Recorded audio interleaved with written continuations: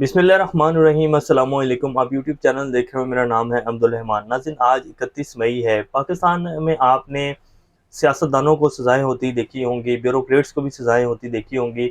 भुट्टो साहब को तो बाकायदा जो है फांसी दे दी गई, और कई सियासतदान हैं जिनके मुकदमे करप्शन के हवाले से उनको सज़ाएं भी हुई। पार्टीज़ को जो है क्रश किया गया, पार्टियाँ ख़त्म की गई, नई पार्टीज़ जो हैं वो बनाई गई। लेकिन कभी आपने ये, मैंने तो कम अज़ कम नहीं सुना कि किसी जर्नैल को जो है पाकिस्तान की अदालतों से सज़ा हुई हो, सिवाय मुशर्रफ साहब के। उन्होंने आर्टिकल 6 जो है उनके ऊपर मुकदमा चलाया गया गद्दारी का, और उनको जो है सज़ा सुनाई गई, और फांसी की सज़ा बाकायदा सुनाई गई जब वो बीमार थे। अब तो वो खैर इस जहाँ से चले गए हैं, और अल्लाह उनकी जो है आखिरी मंजिलें आसान करे। लेकिन उनको सज़ा सुनाई गई, लेकिन उसके ऊपर अमल पैरा नहीं हुआ, और बाद में उन जज साहब के साथ जो हुआ वो भी एक लंबी बहस है। लेकिन खैर, किसी जर्नैल को जो है, हमने रिटायर्ड जर्नैल की मैं बात कर रहा हूँ, कि कभी हमने नहीं सुना कि किसी जर्नैल को जो है पाकिस्तान की अदालतों से सज़ा हुई हो। हाँ, मिलिट्री में जो है मिलिट्री कोर्ट्स होती हैं, आर्मी एक्ट के तहत मुकदमे होते हैं, फिर कोर्ट मार्शल्स भी होते हैं। जनरल लाहिर शरीफ साहब के दौर में सिटिंग जो जनरल्स थे उनको जो है कोर्ट मार्शल उनके किए गए। लेकिन क्या जो जर्नल्स रिटायर्ड होते हैं उनकी कोई करप्शन नहीं होती, उनके ऊपर कोई मुकदमा नहीं हो सकता? मैंने तो कम अज़ कम नहीं सुना। अगर आप में से किसी ने भी सुना हो तो मुझे कमेंट में ज़रूर बताइएगा। मेरी भी जो है वो एक हिस्ट्री जो है वो थोड़ी सी ठीक हो जाएगी, तारीख के बारे में मुझे भी कुछ पता चल जाएगा। अब आज जो है एक प्रेस कॉन्फ्रेंस हुई है, सुबह से जो है बड़ा शोर चल रहा था कि आज एक बड़ी प्रेस कॉन्फ्रेंस होने वाली है। वो प्रेस कॉन्फ्रेंस किसने करनी थी? फवाद चौधरी साहब, हमाद अजहर, इमरान इस्माइल साहब जो हैं वो आज शाह महमूद कुरैशी से जाकर जेल में उनकी मुलाकात हुई है, उसके बाद उन्होंने प्रेस कॉन्फ्रेंस की है। अब क्या होने जा रहा है? पहले तो फवाद चौधरी साहब और इमरान इस्माइल साहब कह रहे थे कि जी हम जो है सियासत से ब्रेक ले रहे हैं, अब हम सियासत का हिस्सा नहीं रहेंगे, किसी भी पार्टी को ज्वाइन नहीं करेंगे। उनके जो प्रेस कॉन्फ्रेंस और ट्वीट से उनका मतलब यही था। लेकिन ठीक 4 से 5 दिन बाद जो है वो ये प्रेस कॉन्फ्रेंस होना, इसके बारे में कुछ तफसीलात हैं जो आपके सामने रखेंगे। क्या होने जा रहा है? क्या पाकिस्तान में जिस तरह डंडे के ज़ोर से पाकिस्तान को इस टाइम चलाया जा रहा है, और जिस तरह के मुकदमे बनाए जा रहे हैं, मैं ये नहीं कहता कि जो शरपसंद अनासिर थे उनको भी माफ़ कर देने चाहिए, उनको कड़ी से कड़ी सज़ाएँ होनी चाहिए। 9 मई के जो वाक़यात हुए, कोर कमांडर हाउस पर हमला हुआ, वो नहीं होना चाहिए था, उसकी कोई जवाज़ नहीं है, ऐसा बिल्कुल नहीं होना चाहिए था। लेकिन जो लोग सिर्फ प्रोटेस्ट कर रहे थे, 10,000 के करीब जो कारकुनान इस इम्पोर्टेड हुकूमत ने पकड़ कर अंदर डाले हुए हैं, और उन सबको जो है उनके खिलाफ मुकदमे किए हुए हैं, उनको किस कानून के तहत पकड़ा गया है? क्या पाकिस्तानी आवाम को इतना भी हक नहीं है कि वो अपना आज़ादाना प्रोटेस्ट कर सके और वो बता सके कि जी हम क्या चाहते हैं, हमारी क्या डिमांड है? पाकिस्तानी आवाम पिछले पूरे 1 साल से क्या डिमांड कर रही है कि जी इलेक्शन करवाए जाए, और पाकिस्तान के जितने भी स्टेक होल्डर्स हैं, पाकिस्तान के जो करता धरता लोग हैं, उन सबको पता है कि पाकिस्तानी आवाम क्या चाहती है, और पाकिस्तानी आवाम किसके साथ खड़ी है। और ये भी पता है कि इलेक्शंस होंगे तो कौन बंदा जो है पाकिस्तान का प्राइम मिनिस्टर बन जाएगा। तो क्या सिर्फ इसीलिए पाकिस्तान को इस नहज के ऊपर लाया गया है कि इस बंदे को नहीं आने देना, क्योंकि ये पाकिस्तान की आवाम की बात करता है, और ये जो है पाकिस्तान को आगे लेकर जाने की बात करता है, इसकी जो है इंटरनेशनल बड़ी इसकी फॉलोअरशिप है, ये बंदा पूरी दुनिया के साथ बात कर सकता है, ये बंदा खुददार आदमी है, ये किसी के सामने झुकता नहीं। तो क्या सिर्फ इस वजह से पाकिस्तान में ये सब कुछ हो रहा है? तो ये सारी अपडेट्स आपके सामने रखेंगे। इससे पहले अगर आप लोगों ने चैनल को सब्सक्राइब नहीं किया तो रेड बटन को प्रेस कर लें, और बेल आइकॉन को भी प्रेस कर लें, ताकि लेटेस्ट अपडेट्स आप लोगों को मिलती रहें, और ये जो हमारा ताल्लुक है ऐसे ही जुड़ा रहे। आज जी जितनी भी इमरान खान साहब की वफाकी काबीना है, उन सबको जो है बारी बारी बुलाना शुरू कर दिया गया है। जनरल फैज़ हमीद साहब का भी नाम आ रहा है। ये जो मैंने पहले जर्नैल्स के हवाले से बात की कि मैंने तो कभी नहीं सुना कि जी किसी जर्नैल के खिलाफ जो है वो कोई मुकदमा पाकिस्तान की जो अदालतें हैं उनमें चला हो। तो अब पहली दफ़ा ये बात आई है कि जी जनरल फैज़ हमीद साहब है, ये भी इल्ज़ाम लगाया गया इस मुकदमे, पता नहीं उनको नामजद किया गया है या नहीं किया गया। लेकिन 190 मिलियन पाउंड का मुकदमा, जिसमें इमरान खान साहब, बुशरा बीबी आज जो है वो पेश हुई थी, और उनको ज़मानत मिल गई है। इमरान खान साहब को भी उनके मुकदमा में ज़मानत मिल गई है।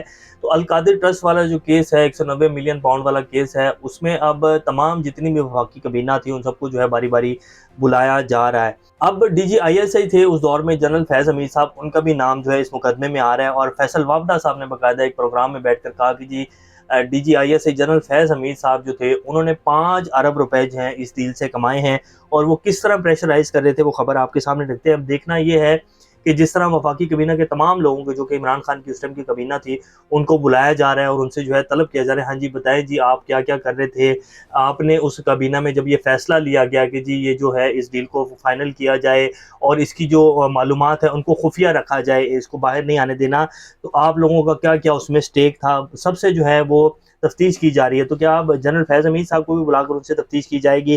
لیکن جو فیصل وابڈا صاحب نے کہا وہ آپ کے سامنے رکھ دیتے ہیں۔ سابق وفاقی وزیر اور پی ٹی آئی کے سابق رہنما فیصل وابڈا نے کہا کہ سابق D G I S I general Faiz Hameed نے مبینہ طور پر این سی اے سے ہونے والے 190 ملین پاؤنڈ کی ڈیل میں سے 4 سے 5 ارب روپے حاصل کیے ہیں، تاہم جنرل فیض حمید کے خاندانی ذرائع نے ان الزامات کو بے بنیاد قرار دے دیا۔ دی نیوز کو ٹیلی فون پر انٹرویو دیتے ہوئے فیصل وابڈا کا کہنا تھا کہ سابق آئی ایس آئی چیف فیض حمید صاحب نے عمران خان کی کابینہ کو فرداً فون کیے اور انہیں کابینہ کے سامنے پیش ہونے والے سمجھوتے کو منظوری دینے کے لیے کہا۔ فیض حمید کے علاوہ شہزاد اکبر نے بھی اس ڈیل میں 1 ارب روپے حاصل کیے۔ برطانیہ میں وہ 7 اسٹار ہوٹل میں ٹھہرا رہا اور اس کے تمام اخراجات پارٹی ٹائکون کی کمپنی نے ادا کیے۔ نیب میں اپنی پیشی کے حوالے سے وابڈا نے بتایا کہ انہوں نے نیب کو اس کیس کے بارے میں بریف کیا۔ یہ عمران خان کی کرپشن کے اوپن اینڈ شٹ کیس ہے۔ این سی اے ڈیل کے حوالے سے گفتگو کرتے ہوئے وابڈا کا کہنا تھا کہ اس کی منظوری کابینہ نے دی تھی اور جب وفاقی کابینہ کے سامنے ایجنڈا پیش کیا گیا تو اس میں این سی اے ڈیل کا تذکرہ نہیں تھا۔ اس پر جب شہزاد اکبر نے این سی اے ڈیل بغیر ایجنڈے کے پیش کی تو کابینہ نے محض 3 منٹ میں اس کی منظوری دے دی۔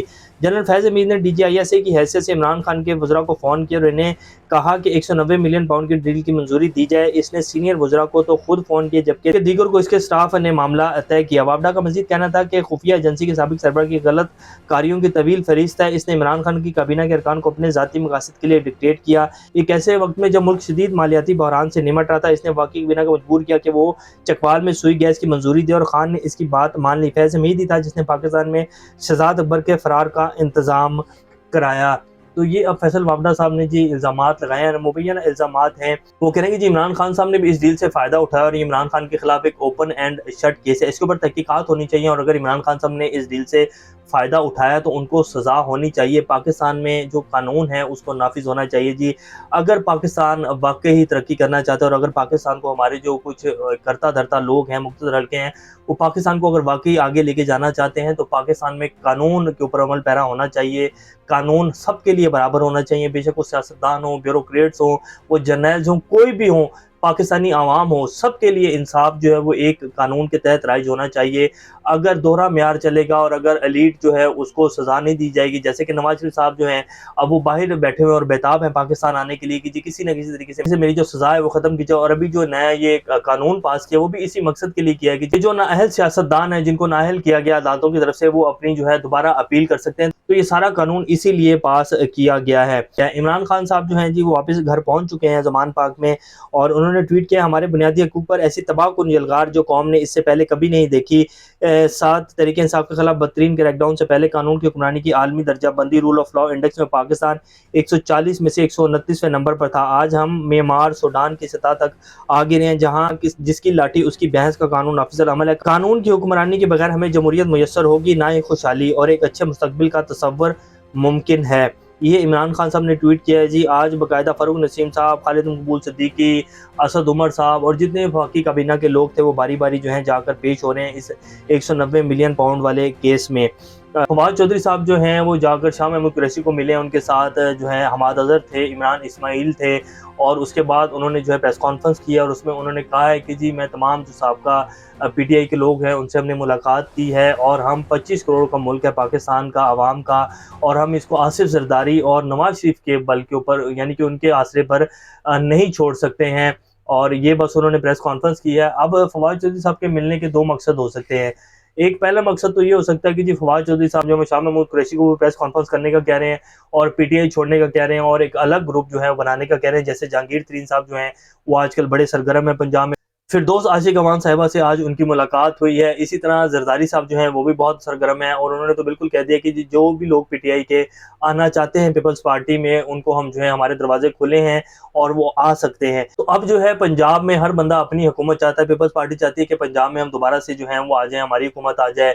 اسی طرح جہانگیر ترین صاحب جو ہیں وہ کہتے ہیں کہ پنجاب کے اوپر ہم قبضہ کر لیں، نون لیگ کا تو بیڑا غرق ہو چکا ہے اور ان کو ووٹ نہیں پڑے گا۔ کیا جب الیکشن ہوں گے تو عمران خان صاحب جس کو بھی کھڑا کریں گے اس کو ووٹ ڈلے گا؟ تو بالکل ایسا ہی ہے جی۔ اس ٹائم میں جو عوام کی حالات ہیں پاکستان میں، خاص طور پر پنجاب کی جو عوام ہے وہ یہ کہہ رہی ہے کہ جی عمران خان کا ٹکٹ لے کے آ جاؤ تو ووٹ ڈالیں گے ورنہ ہم ووٹ نہیں ڈالیں گے۔ اور یہ بات بالکل صحیح ہے کہ عمران خان اگر کھمبے کو بھی کھڑا کر دیں گے تو عوام جو ہے وہ ان کو ووٹ ڈال دے گی، عوام کسی اور کو ووٹ نہیں ڈالے گی۔ یہ عمران خان کی مقبولیت کا لیول ہے اور اسی وجہ سے ان کی جماعت کے ساتھ جو ہے یہ سب کچھ کیا جا رہا ہے۔ باقی رہ گئی بات کہ جی کیا پاکستان اس ڈنڈے کے زور پر چل جائے گا، تو ایسا نہیں ہو سکتا جی۔ جس طرح کا قانون اس ٹائم پاکستان میں نافذ العمل ہے اور جس طرح ڈنڈے کے زور کے اوپر پاکستان کو چلایا جا رہا ہے، ایسے پاکستان نہیں چل سکتا، یہ نہیں ہوگا۔ پاکستان 20-30 سال پرانا والا پاکستان نہیں ہے، سوشل میڈیا کا دور ہے۔ آپ جتنی بھی پابندیاں لگائیں گے، آپ جتنی بھی ہرڈلز کریٹ کریں گے، آپ جتنا بھی زور ڈالیں گے، لیکن جب تک عوام اپنی مرضی سے اپنے ووٹ کا حق استعمال نہیں کرے گی اور اپنے من چاہے بندے کو ووٹ نہیں ڈالے گی، تب تک عوام جو ہے اب سکون سے نہیں بیٹھے گی۔ جتنی ہرڈلز کریٹ کی جائیں گی، عوام سے ووٹ کا حق چھینا جائے گا، تو اس سے نفرتیں مزید بڑھیں گی، اس سے بے چینی مزید بڑھے گی۔ اب ڈنڈے کے زور سے یہ ملک نہیں چلے گا، صرف اور صرف آئین اور قانون کے تحت چلے گا، اور اسی میں ہی جو ہے پاکستان کی بقا ہے، اور اسی طرح پاکستان ان سارے بحرانوں سے نکلے گا۔ اگر ڈنڈے کے زور سے اس ملک کو چلایا جائے گا تو پچھلے 1 سال میں جو سچویشن بنی ہے وہ سب لوگوں کے سامنے آ چکی ہے۔ اللہ پاکستان کا ہمیں ناصر و بدر کے لیے اتنے، اپنا چینل کا خیال رکھیے گا۔ اللہ حافظ۔